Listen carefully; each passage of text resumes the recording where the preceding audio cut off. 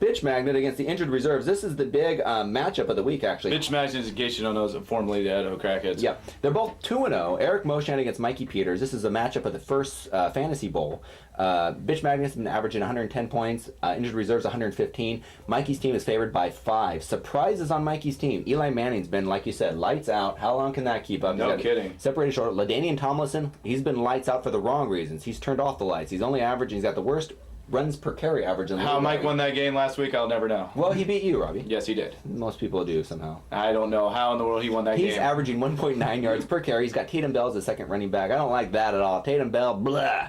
He's got a running back, wide receivers of Reggie Wayne, Andre Johnson, the big running back or wide receiver out of Houston, who's looked really good. Houston's looked really good. Matt Schaub, their quarterback, looked really good. I don't even know if he's going to start him. But he's hurt. He's hurt that's is right, why. that's right. Okay, Bitch Magnet's got Chad Johnson, who he got back on a trade-back Indian trade, kind of an unfair deal, but it's all good. It's all good. It's all good. According to the new rules, now that is legit. Marvin Harrison, of course. Jake Delhomme's been playing really, really solid. Amon Green, Marshawn Lynch, the rookie running back out of Buffalo. Who do you got here? Boy, that's going to be a tough one. I would say that I'm probably going to go with injured reserves, just because I'm thinking that Mikey with Eli Manning, LT, will probably come back around. I'm thinking that this will be a breakout week for LT. He's going up against Green Bay, which I don't really see the Green Bay D holding him back. I think this is what Eli's going to do this week. I think it's going to be a little bit of a choke job. Choker, I think LT will come back and score maybe a touchdown or two. I think Tatum Bell will be Taco Bell out there and just not be any good at all. I hate Taco Bell. Don't like him. Get him out of here.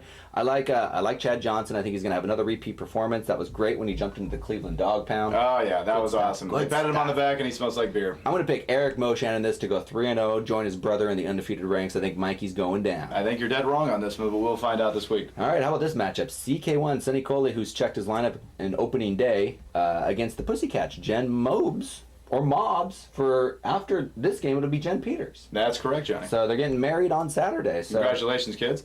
Jen's 1-2. Sonny is 2-0. Sonny's a 15-point favorite here. He's got McNabb, who's underperformed. Now, this is what Sonny's done every year. He picks Jamal Lewis, or somebody picks Jamal Lewis for him. Yeah. And the guy rebounds and hits the fountain of youth, and all of a sudden he's a great player again. Julius Jones has been okay for him. Steve Smith has been fantastic.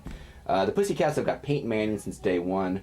She's got Roy Williams, the Detroit wide receiver. Her running backs, I think, are a mess. Liddell Betts, the running back out of Washington, just not getting the work. Maurice Jones, who you had last year, who carried you to those 8 wins. That's correct, because, with Fred Taylor being injured, which he probably will sometime here in a few weeks, that might actually be a pretty good pickup for her, because he's going to be carrying the load there in Jacksonville. MJD has done nothing. That stands for Maurice Jones. Yes, I know. Okay. MJD has done nothing so far for Jen. Her running backs have been nothing. It's been Roy Williams and Peyton Manning. So the only reason why she's got one win. Well, you could say the same thing about Deuce McAllister and Reggie Bush there in New Orleans. Obviously, Reggie's not going to be able to do crap until he gets injured. So who do you like in this game? Pussycat, CK1? I'm going to go with CK1 on this one. I'm going to go with CK1 too. One fun stat about Sonny is he's been in first place every week since we started, but one. He's been at least tied or in first place every week but one.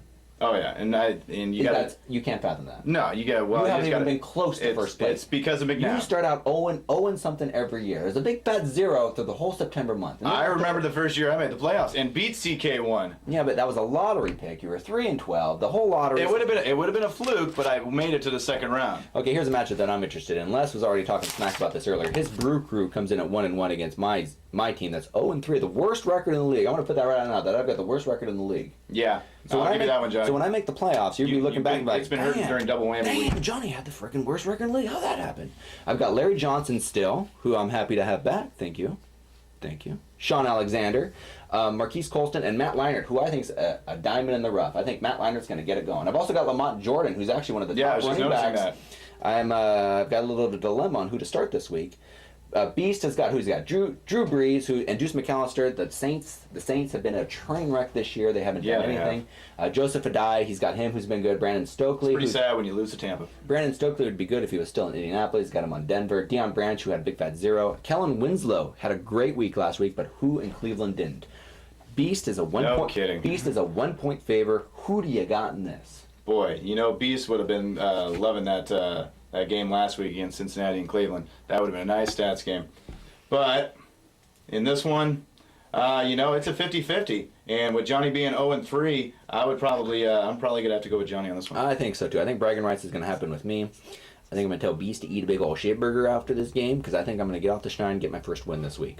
Blimpie Bears against the Norm Buds. Where did the Norm Buds come from this year? Boy, this is a game I just really couldn't care about, to tell you the truth. Yeah, I mean, well, a lot of people made fun of Norm at the draft. He wasn't even there to make fun of. He kept Daryl Jackson, the wide receiver out of San Francisco. He kept Tony Romo, who a lot of people thought, Joey Galloway, he's got him. He's got Marion Barber, who's turning into a top running back out of Dallas.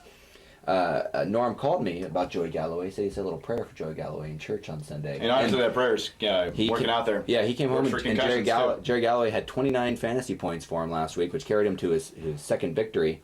Romo's been a stud. I like Romo. Frank Gore for the Blimpie Bears. Steve Harding down there. Dude, talking about the Blimpie Bears makes me hungry for a freaking sandwich. You know, I mean, going back to Tony Romo there, I could have swore that you were calling a big old goof on Norman on that one. I like Romo. Well, a lot of people I think Romo-Owens combo works out great. Well, I know. Well, a lot of people, that's not my words. A lot of people said the Norm Buds would take a homo like Romo. That was the big a homo like Romo, only the Norm Buds would take. Those aren't my words. That's what people in the league were saying. I thought that was a nice pickup. I would have picked up Tony Romo. But the Blimpie Bears 2-1, Norm Buds 2-0. Like I said, Steve's got Frank Gore, Donald Driver, Javon Walker, the wide receiver out of Denver, who actually has been okay so far. I think a lot of these guys haven't broken out yet for Steve. He's got 2 wins. Edgerton James, who's looked a lot better for Arizona. The Norm Buds are a 16-point favorite. Can Joey Galloway and Marion Barber and even Daryl Jackson, can these guys continue to perform for Norm? I think so. I think this week, looks like a lot of the players there for the Blimpie Bears are going to be on the road. Frank Gore is going to be in Pitt along with Alex Smith, Edgerton James in Baltimore. That's going to be pretty tough. It's going to be hard to get points out of there. And that's your main meat and potatoes right there is your quarterbacks and your running backs. So I'm going to call Norm on this one. I'm going to talk Blimpie Bears. I'm going to say the Blimpie Bears are going to win big. I don't like Norman's second running back of Musa Smith. He's a Buddhist, and I have nothing against Buddhists, but they shouldn't be playing football on Sunday.